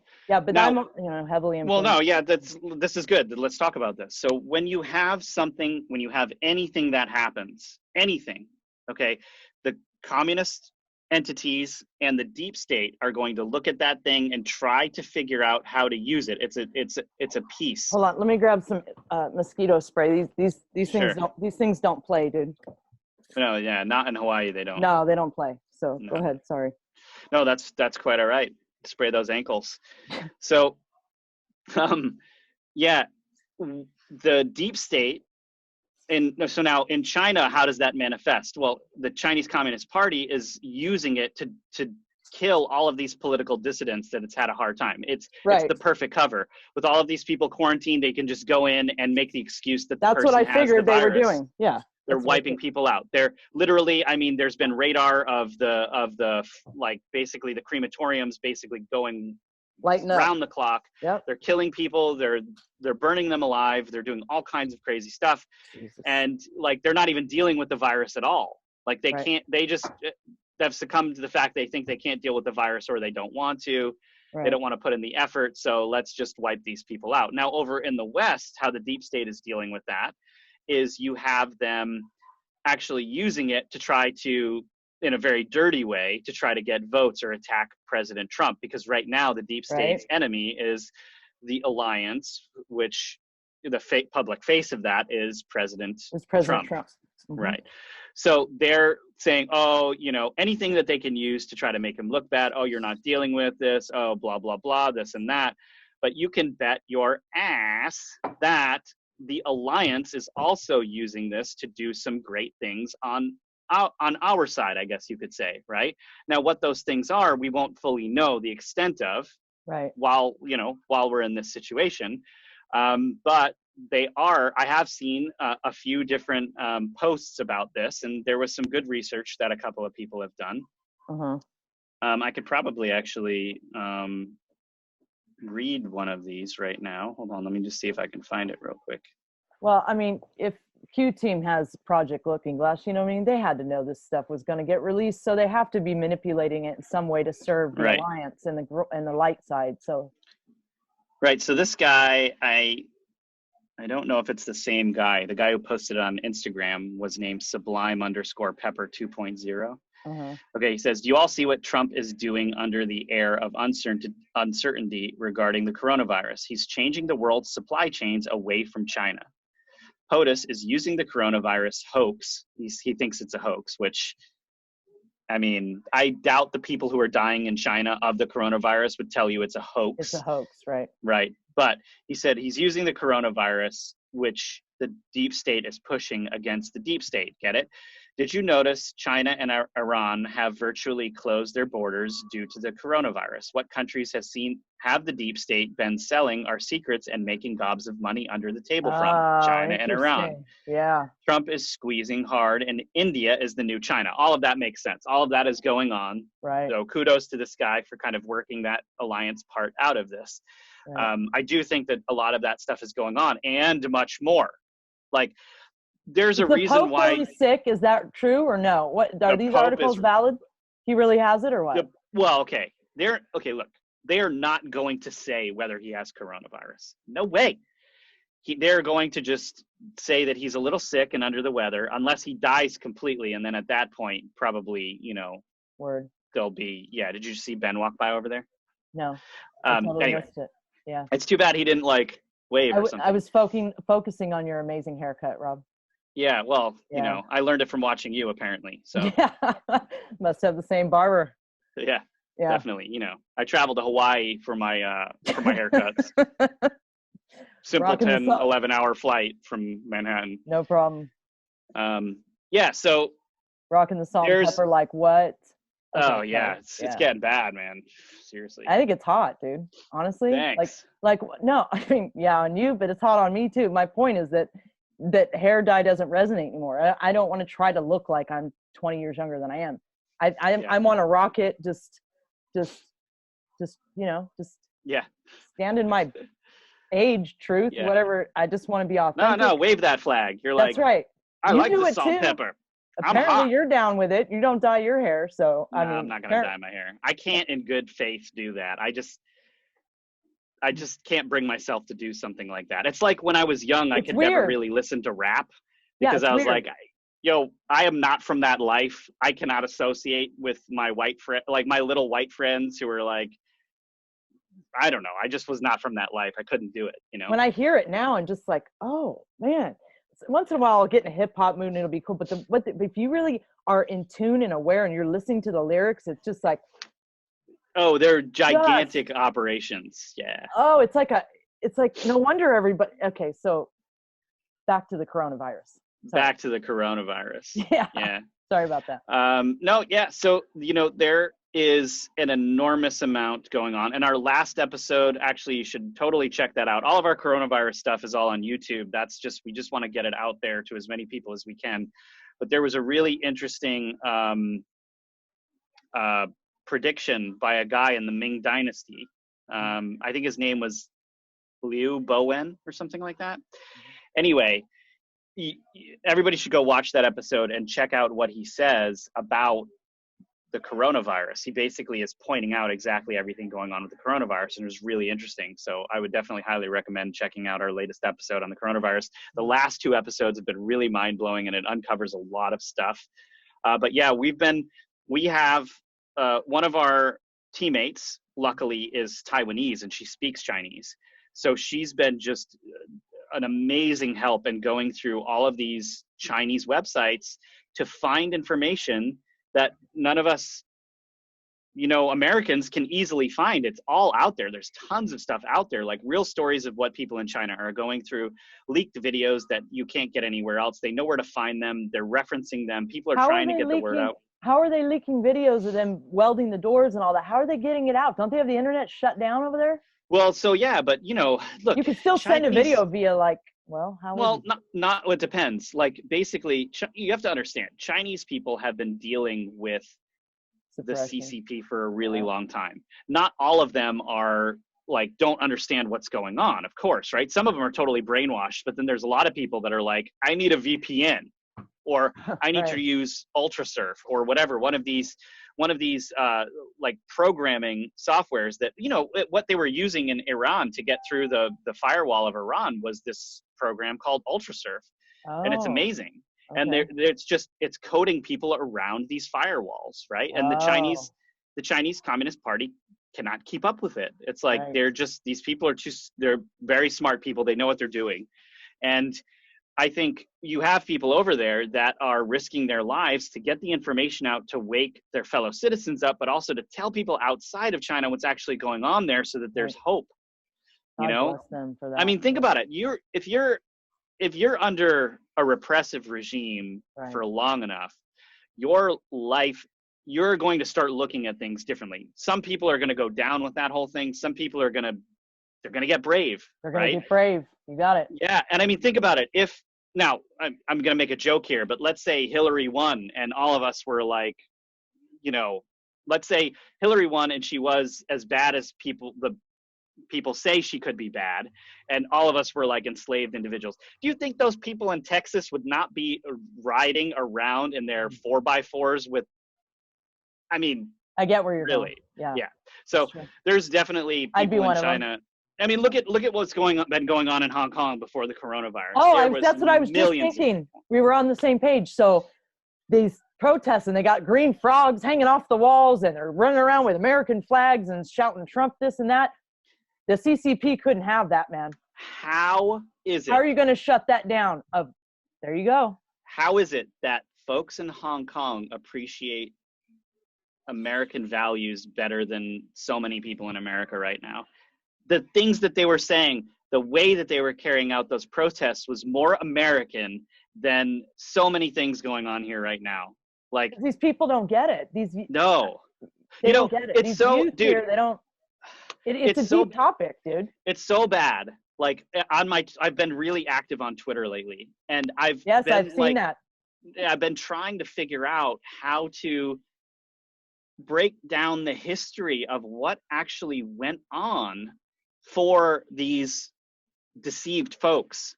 So like recently I did a really long thread. It was really arduous to get it all in there about why the deep state and socialism is trying to take away our life, liberty, property, and pursuit of happiness. And I just break it all down and go through to hopefully try to help people understand why socialism is bad. And you cannot believe the amount of people that commented just being like, yeah, but I want free healthcare.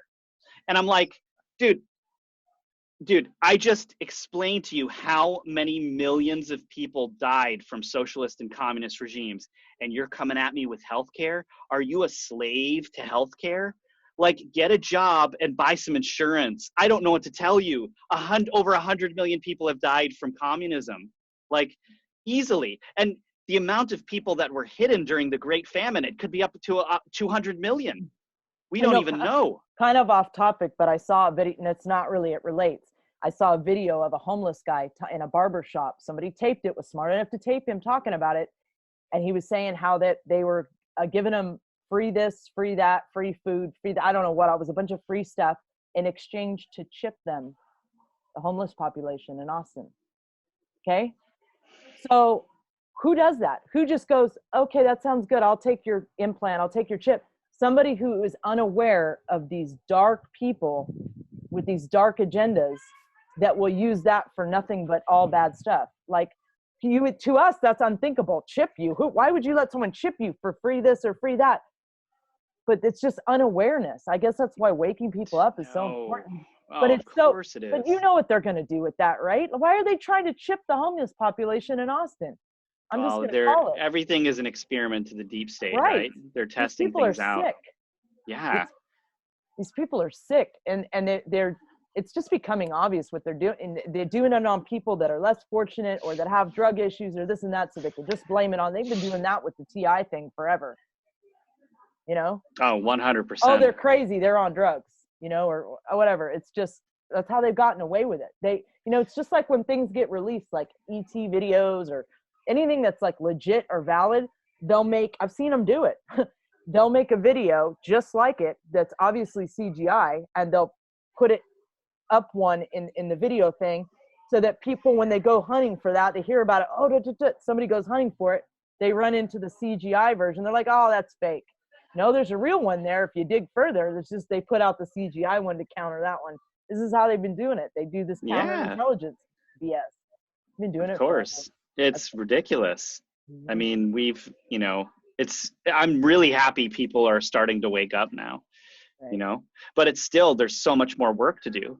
Like being on Twitter is really eye-opening because you see the gamut. You see the people that are really starting to wake up and are clear.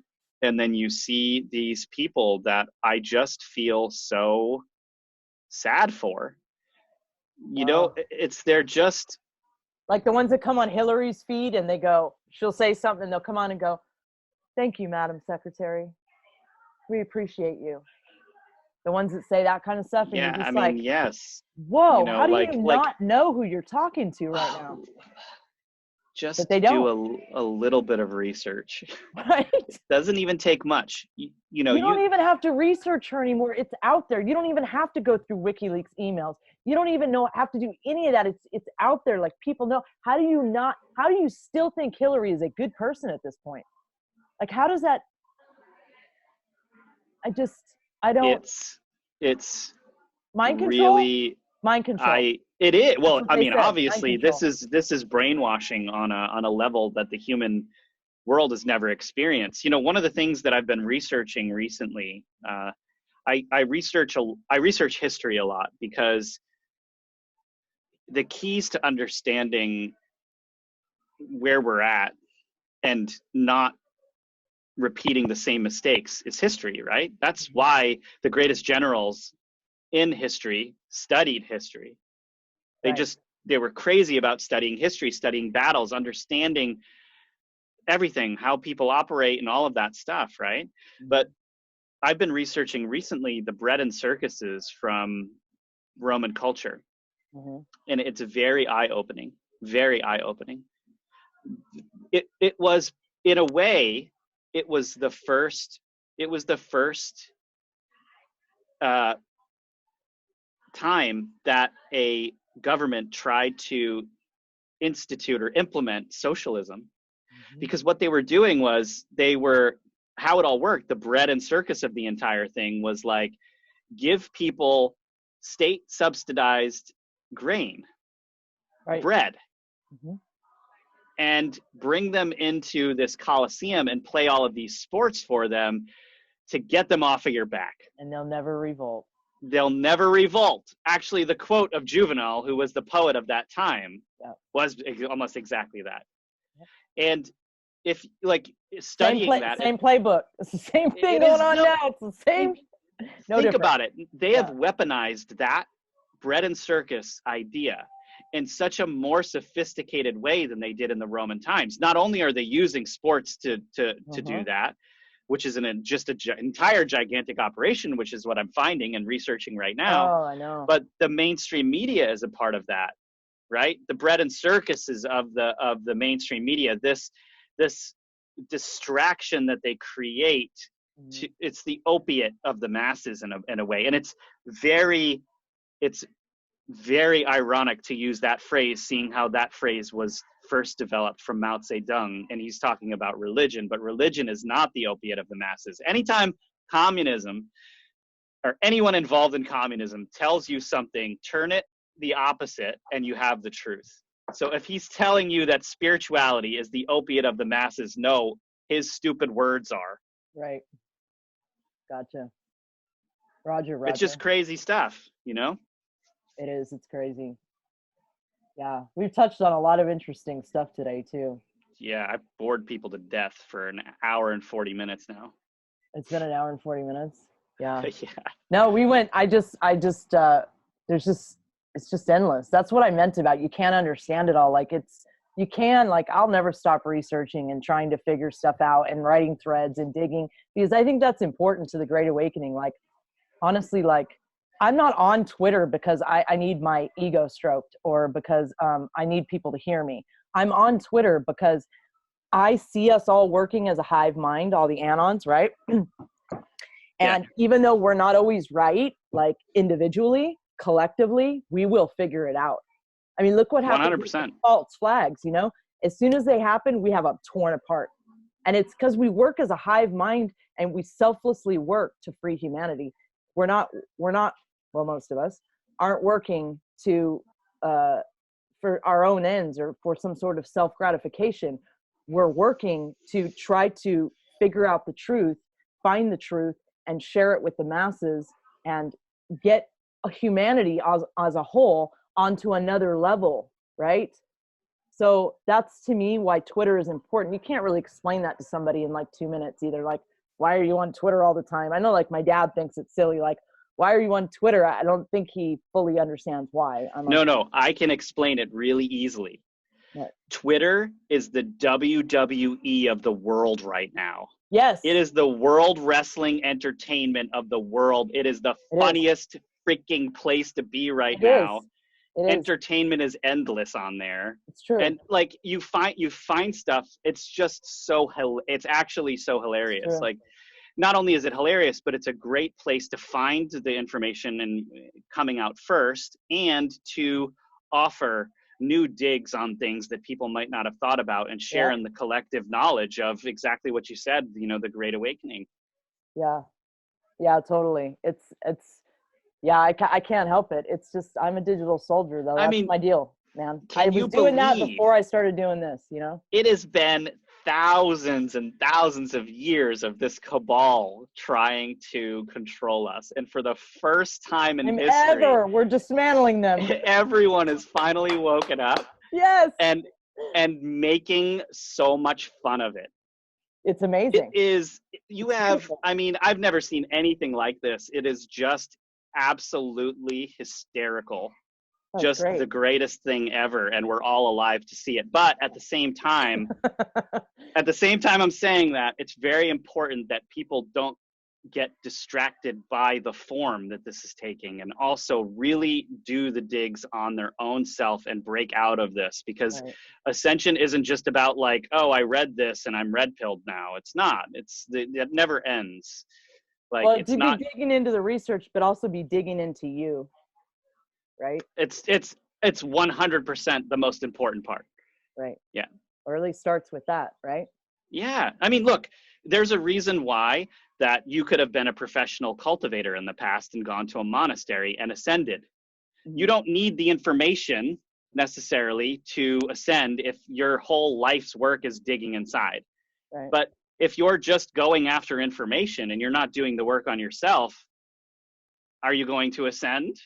It's true. And you're not disseminating it properly either if you're not doing the work, because then you're going to treat people poorly. You're going to you're going to see things in a distorted sense. Not that we don't always do that, but yeah, I mean, I think the most important part about being really an Anon is if you're constantly looking at you and looking how you need to change and what you need to face, then I think you become a better researcher out there and a better, you know what I mean? And a better soldier, like in this spiritual war we're doing right now. I totally agree. 100%. Thank you, Rob, for coming on my channel. Man, this has been great. Yeah. This has been awesome. Thank you so much. Thank you. it was great talking to you too. We haven't been able to catch up in a while because it's been so busy over here. So I'm really glad that I got a chance to jump on and support what you're doing, because I think it's great, and I actually really hope for us to be able to work together more in the near future. We're really working really hard on edgeofwonder.tv right now, and that is not for ourselves. Like we're working on edgeofwonder.tv because we believe in it, and because we believe that there should be a place, a platform for all of us to get on. And yeah, there's money involved because we need to pay for, like, what we're trying to actually do is help the people that are doing this work full time to actually, you know, help you do that. Not have to go to a slave job to do it. Yeah, and do normal jobs and really get the research you were born to put out there. And it's really not a high price. It's only like 2 lattes a month, really. It's like $9.99 a month. So for people out there, if you do have the means to support us, we're trying to get people like Alara on as soon as possible. So please come and help us out. That's not a pitch. Like, obviously, if that's not, you know, you can't do it. Of course not, right? Like we're just trying to do the right thing here. We're trying to help facilitate more information and put it in a safe place, because those social places are not places all the time where we can share the craziest information that needs to get out there. I'm glad you explained that just now. I'm glad you addressed that. Because I don't think people get that. I don't think they fully understand that. No, look, the reason why you're charged the monthly fee, it's not because you're trying to create a paywall so you can line your pockets. I've known you guys for a minute. We make so little. Like, if people knew how much we made living in New York, they would be like, well, like, it's actually ridiculous. The money goes back into the platform to bring, and of course, like, if people in that office, build it as a disclosure network, basically a safe place that you can disseminate disclosure information without it being yanked off the internet. Exactly. And like, and to take the media back from the bad guys, right? Like, we want a really responsible place for once, where this stuff can actually, we can circulate information and allow people to speak their truths. And, you know, a lot of people will come on and they'll say stuff like, well, why should you charge for information? But it's like, dude, 30 years ago, would you have walked up to a newsstand and been like, why should I pay 50 cents for this New York Times? Yeah, it's true. No, of course not. That would be ridiculous. They'd look at you and they'd be like, go away, right? And of course, it's like, creating stuff like this takes a little bit of money, but the money isn't why we're doing this. If, like, dude, if I wanted money, why would I be putting myself, or why would Ben and I be putting ourselves out there? And literally, like, we're the laughing stock of the mainstream media. Why would we be doing that if, you know, that cracks me up when people say that, because do you think I ever wanted to start telling people that I see UFOs and have these experiences and have people look at me crazy and talk about stuff, even, you know, that's, let's face it, it's not mainstream, and most people look at you like you're nuts, and parts of this disclosure operation can be a little slightly hazardous. And so why would anybody do this for some nominal amount of money unless there wasn't a higher sort of purpose going on? I can't understand why people think that, but whatever. Yeah, I mean, you know, people obviously, like, the whole idea behind this, right, when we started edgeofwonder.tv is, you know, we could have just gone onto Patreon and asked people to donate from the bottom of their hearts, but we were like, look, why go onto Patreon? They're going to take a cut of it. And those are like people's hard-earned dollars that they're trying to give to Edge of Wonder. Like, why not try to start something where we give back to people for what they've donated? And then even if it becomes something more, we can bring other people on and share that and give back even more. And that's the whole idea, right? Like, I mean, that's awesome. I was listening last night to Peter Slattery's series. Mind-blowing stuff. Really interesting stuff. Seriously. And it's just, you know, I know I've talked to Simon, you know, in an interview, and you know, that these people, Justin, all these people have very interesting and important information to share. And I don't know, it's just I think it's beautiful what you guys are doing, and I really hope more people you know, get behind it and support it. we're trying to take, what we're trying to do isn't just simply put information out there. We're also trying to resolve multiple different issues that have been haunting the human race for a long time. And one of those is that we are a slave to all of these things that they've built. Look at Facebook, look at YouTube, look at Twitter, look at all of these.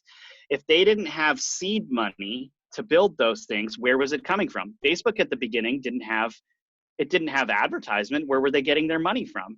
Look into it. Start digging into these things, and you will find more often than not that these are gigantic operations to get your information. And we're not trying to do that. We're just trying to give you information and get the information out. And you don't have to give us, you don't have to subscribe if you don't want. But if you think the information is good enough and you believe what we're doing, then it's up to you to decide whether or not you do that. It is literally just, it's a fair exchange, right? Yeah. That's cool. And you says, you still put videos on YouTube, but look, we have to get away from these platforms, because look, the censorship is out of control. And what they're doing is crazy. It's the modern version of a Nazi book burning, man. That's what's going on. We can't allow them to be burning all our books. It's horrible. It's horrible. Like, look, we were getting anywhere from 35 to 65,000 subscribers a month on YouTube up until 2019. And as soon as they implemented that new algorithm, we were at almost 309. We stayed at 390,000 for almost a year. A year. And then all of a sudden, we started publishing videos talking about what they were doing, and they loosened up a little bit. And now we're at 404 or 400. They do the same thing with Twitter. Look, they've controlled my follower account the whole time I've been on there. I'm telling you, because I've seen it. They took the brakes off for just a minute, and I saw what happened. And then they put it back on, and then they hide my tweets. They do everything they can to suppress my account. Everything. And I could just imagine what goes on with YouTube. I guess I'll start finding out since I'm publishing videos on YouTube. But they don't suggest your videos. No, and I've seen that with you guys. I saw that in the beginning where I'd see this, and in fact, I went to go dig for the episode that I'm in. Remember that time I sent you the link, and I was like, "How come I can't find this video?" I'd have to type in "Edge of Wonder" and 4 other keywords, man. UFO, this, that, to have it pop up.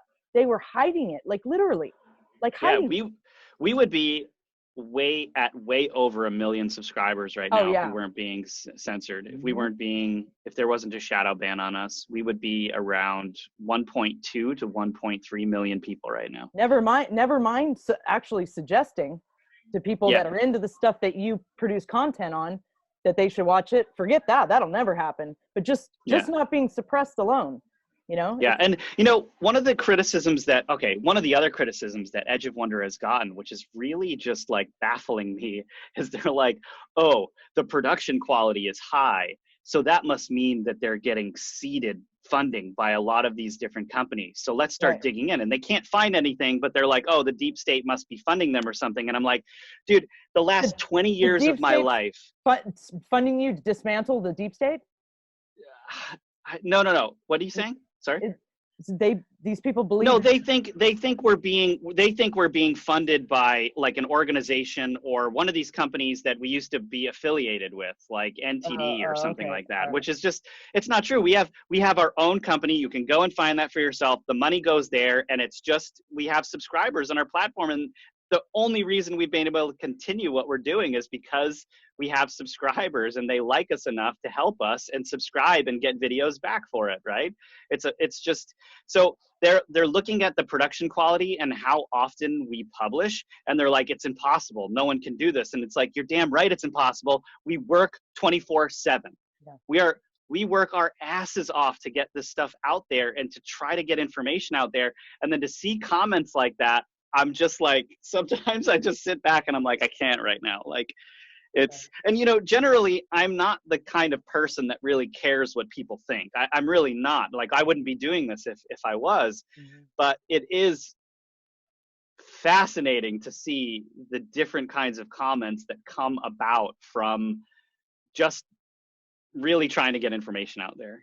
You look, the other thing is oh, you put this person and this person on your platform, so you guys must be evil now. And it's how, seriously, how limited is your thinking when you think that. Like, the entire purpose of the platform is to responsibly try to bring people on to speak their mind. It's like freedom of speech, and you don't have to watch that video, you don't have to listen to that video, but it's their information, you know. I've had people on the show that I don't completely agree with, you know, but I try to focus on the good parts of them and something that's going to be healthy for the audience. And then, you know, it's not like they represent me. Like, it's a show. It's like, okay, so just because Fox News had on Hillary Clinton once, right, to like make some evil, I would never have Hillary Clinton on the show. Like, that's how serious, of course, never, right? Retweets are not endorsements. if we did, right, if we did, that would be a very fascinating interview. But the point is, like, you know, we try to be a place where we do vet people. We're not going to try to allow someone on that we don't agree with, that you know, is trying to do bad work. But when someone has information that, like, we vetted and we believe their heart's in the right place, it's up to you to decide. You know, that's right. The thing. Ultimately, everybody has to use their own discernment. That's right. And sure. do their own research. That's Q's been trying to teach us that. That's how it works. Definitely. You don't just go on what somebody's word. That's how we got into this mess. This is the entire mission revolved around Edge of Wonder. How to get people to think for themselves again. Mm-hmm. Like, don't listen to us. Here's the research we did. Check it out. Go do your own. And if you found what we did, great. If you found something that we didn't find, let us know. And if we got something wrong, let's talk about it. Like, we're not here to be right. We're just here to try to help everyone have a conversation about stuff that people are afraid to talk about. Right. Because the mainstream media should be talking about this stuff, and they're not. It's crazy. They don't even talk about the protests going on globally. There's a global revolution happening. And they don't even acknowledge it. If that doesn't tell you everything right there, then, you know, global. Yeah, 100%. Yeah. We're living in Star Wars right now. Straight up. Yeah. It's true.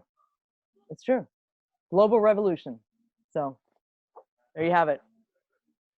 If you're not ready to wake up, you're not going to wake up, I guess. If you're not seeking it, just like we talked about earlier, if you're not seeking to evolve and to understand the truth of the world around you, then apparently the mind control and the brainwashing will work, and that's that. That's a wrap. Well, and we're hoping that people can, by the spreading of this information, and also by the different administrations starting to expose what these criminals have been doing, that there will be more people waking up. Yeah, you got them. Good job. I feel bad even I don't want to kill them, but I'm not at that level yet where I can just send it out into the field and they just stay away. Mosquitoes are nasty, man. Yeah. Yeah. You know, I was doing some research on, strangely enough, on Liberia the other day. Yeah. And Liberia is a very interesting place. It was like a colony of the States, or kind of, like, if you could call something a colony, it was like Liberia was that for a while, right? And there are all these, like, wars going on in Liberia. It's probably like the 4th poorest country in the world, something like that. And these generals that would attack one another would call themselves names to strike fear into the hearts of the other warring groups. And so one of the generals' names was like General Bin Laden, for instance, right? And then there was another General Bin Laden that came up. And then one of them named themselves General Butt Naked, because he and his crew would run into battle butt naked. And the idea was if they were naked, they were invincible. Right. And another one of the dudes called himself General Mosquito, because mosquitoes carry malaria. And so he was hoping to strike fear into the hearts of, you know, these other warring groups. And so one of the generals named himself General Mosquito Spray. Well, I mean, it's ridiculous stuff. Like, you can't make this stuff up, but yeah. My day is complete now that I know that about General Mosquito Spray. Yeah, General Mosquito Spray. That's you right now. Yeah. That's anyway. Me. All right. So thank you, Rob. Hey, thanks for having me on so much. And for all of you out there, Alara and I appreciate your support so much. Thanks for watching this. And I think I can speak for you here when I say we love you. Yes, we definitely love you. And we're all going to get there, right? As long as we keep seeking the truth. That's right. All right, let's end this. All right, see you guys. Bye, see you later.